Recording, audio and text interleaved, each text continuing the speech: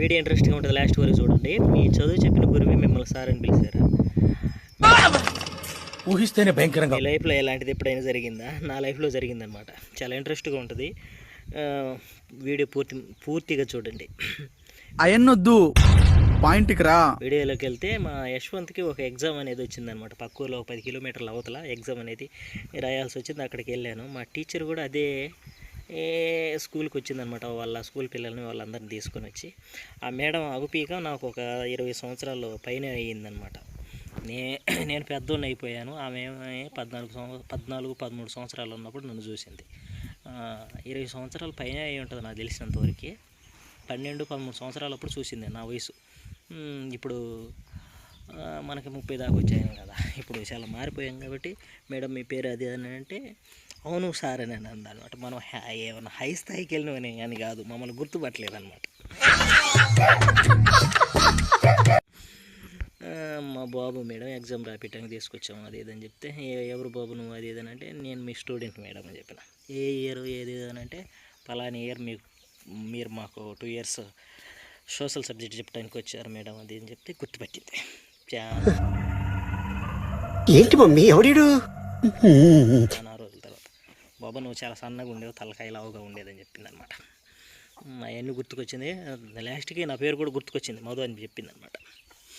మొత్తానికైతే అలా మన స్కూల్ జర్నీ అనేది ఒకసారి రివైండ్ చేసుకుంటే అవన్నీ మొత్తం గుర్తుకొచ్చాయి అనమాట. 1 by 1 చెప్దామని నేను ఈ వీడియో చేస్తున్నాను అన్నమాట. అది హాయ్ ఫ్రెండ్స్, ఈ వీడియోలో నేను నా స్కూల్ జ్ఞాపకాల్ని మీతో పంచుకోబోతున్నాను. మామూలుగా మనం స్కూల్కి నడుచుకుంటూ వెళ్తాం, కానీ నేనైతే ఏకంగా 3 కిలోమీటర్లు రోజు అటు 3 ఇటు 3 అలా నడిచి మా ఊరి రోడ్డుతోనే నాకు ఒక గట్టి అనుబంధమే ఏర్పడింది. అప్పట్లో మాకు మట్టి రోడ్డు ఉండేది. వాన పడితే చెప్పక్కర్లేదు, పూర్తి బురదమయం.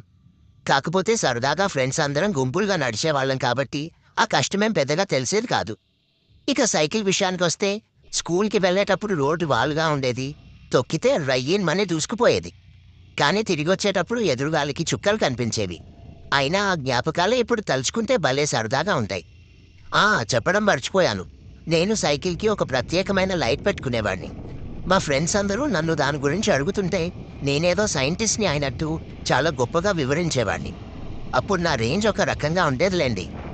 ఆ రోజుల్లో మేమంతా గ్యాంగ్లా తయారయ్యేవాళ్ళం. దారిలో పారేసిన చిన్న బొమ్మలు, ఖాళీ డబ్బాలు ఏరుకుంటూ వాటితో రకరకాల ఆటలు ఆడేవాళ్ళం. ఒక్కోసారి నడుస్తూనే ఎవరము ఎక్కువ దూరాలకి రాళ్లు విసురుతామని పోటీలు పెట్టుకునేవాళ్ళం. ఇంకా రోడ్డు పక్కనే కొన్ని తాటి చెట్లు కూడా ఉండేవి. మధ్యాహ్నం పూట కొంతమంది వ్యక్తులు తాటికాయలు కోస్తుంటే మేం కూడా వెళ్ళి వాటిని కొనుక్కుని తినేవాళ్ళం. ఆ అనుభవమే చాలా సరదాగా ఉండేది. అయితే ఇప్పుడు అవన్నీ మారిపోయినాయి. మీకు కూడా ఎలాంటి సిచ్యువేషన్ ఎప్పుడైనా ఎదురైతే కింద కామెంట్ సెక్షన్లో కామెంట్ చేయండి. నా వీడియో కానీ మీకు నచ్చినట్లయితే లైక్ చేయండి, షేర్ చేయండి, సబ్స్క్రైబ్ చేయండి.